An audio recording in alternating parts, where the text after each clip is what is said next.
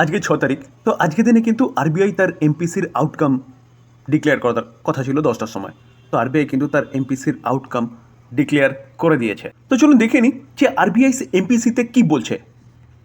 তো প্রথমেই আসবো আমরা যে আরবিআই রেট কাট করেছে নাকি। তো দেখলে দেখা যাবে তারা কিন্তু রেপো রেটটাকে আনচেঞ্জই রেখেছে। 5.5 ছিল, 5.5ই রেখেছে। তো ফেব্রুয়ারি থেকে আরবিআই এখনও 10 বেসিস পয়েন্ট রেট কাট করেছে, এবার আনচেঞ্জ রেখেছে। তো আরবিআই তার স্ট্যান্ড কি রেখেছে, তো দেখলে দেখা যাবে সে আরবিআই কিন্তু স্ট্যান্ড রেখেছে কই নিউট্রাল, যেখানে আগের বারে অর্থাৎ জুনের যে এমপিসির মিটিং হয়েছিল না, সেখানেও কিন্তু তার স্ট্যান্ড নিউট্রাল রেখেছিল। নিউট্রাল রাখার পিছনে কারণ কি বলছে, কারণ হচ্ছে ডোনাল্ড ট্রাম্পের ট্যারিফ। জিডিপি নিয়ে আরবিআই কি বলছে, তো জিডিপি নিয়ে কিন্তু আরবিআই আনচেঞ্জ রেখেছে, অর্থাৎ আগে যা বলছিল সেটাই কিন্তু আরবিআই রেখে দিয়েছে। যদিও বা 25% ট্যারিফের কিন্তু একটা খাতরা বলতে পারেন মাথার ওপরে রয়েছে। তো আরবিআই কি বলছে, আরবিআই বলছে যে যে যে ডোনাল্ড ট্রাম্পের ট্যারিফ, সেই ট্যারিফের কথা চিন্তাভাবনা করেই আগের বারে কিন্তু এই প্রেডিকশনটা দেওয়া হয়েছিল। তো জিডিপি কি বলছে, সে জিডিপি বলছে 6.5%, অর্থাৎ 6.5% হারে কিন্তু আমাদের ইকোনমি গ্রো করতে পারে FY26-এ। তো কোয়ার্টার অনুযায়ী দেখলে দেখা যাবে, দেখুন যে বলছে টোটাল FY26-এ 6.5, কোয়ার্টার 1-এ 6.5, তার পাশাপাশি কোয়ার্টার 2-এ দেখলে দেখা যাবে 6.7 বলছে, কোয়ার্টার 3-তে 6.6 এবং কোয়ার্টার 4-এ 6.3, এরকমভাবে গ্রো করতে পারে ইন্ডিয়ার জিডিপি বা ইকোনমি। তার পাশাপাশি FY27-এ কোয়ার্টার 1-এর জিডিপি কীরকমভাবে গ্রো করতে পারে, 6.6% হারে। তো যথেষ্ট ভালো প্রেডিকশন দিচ্ছে জিডিপিকে নিয়ে কে আরবিআই।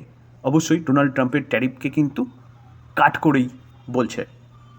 ইনফ্লেশনকে নিয়ে কি বলছে, দেখুন ইনফ্লেশনকে নিয়ে দেখলে দেখা যাবে FY26-এ ইনফ্লেশন 3.1% হতে পারে, যেটা বলতে পারেন গ্রোথ আউটলুক আনচেঞ্জ। যেখানে আমরা দেখতে পারবো, দেখুন যে আগে কি বলছিল 3.7%, সেটা 3.1 করেছে, অনেকটাই কিন্তু ইনফ্লেশন কমার কথা বলছে। কোয়ার্টার অনুযায়ী যদি আমরা ইনফ্লেশন ডেটা দেখলে দেখা যাবে আরবিআই বলছে কোয়ার্টার 2-এ 2.1% হতে পারে, থার্ড কোয়ার্টারে 3.1% হতে পারে, ফোর্থ কোয়ার্টারে ইনফ্লেশন 4.4% হতে পারে, এবং FY27-এ বলছে ফার্স্ট কোয়ার্টারে 4.9% হতে পারে ইনফ্লেশন। এবং তার পাশাপাশি সবচেয়ে বড় নিউজ যেটা সিআরআর, অর্থাৎ ক্যাশ রিজার্ভ রেশিও, প্রতি কটা ব্যাংকে তার সিকিউরিটি মানি হিসাবে কিন্তু আরবিআইয়ের কাছেই সিআরআর রাখতে হয়। তো সেপ্টেম্বর থেকে কিন্তু আরবিআই সিআরআর কাট করতে চলেছে, যেটা আমরা জানতে পেরেছিলাম কবে, জানতে পেরেছিলাম জুনের এমপিসির মিটিংয়ে, যেটা কার্যকরী হবে কত, 6ই সেপ্টেম্বর থেকে। তো বলছে কত 100 বেসিস পয়েন্ট তারা সিআরআর কাট করবে।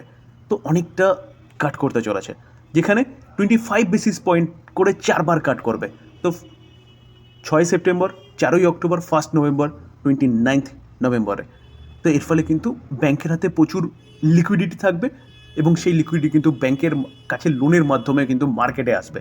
তো এটা কিন্তু একটা ব্যাপক বড় নিউজ মার্কেটের জন্য, যেখানে মার্কেটের কিন্তু লিকুইডিটি বাড়তে চলেছে, যার ফলে ইকুইটি মার্কেটও কিন্তু যথেষ্ট ভালো গ্রো করতে পারে।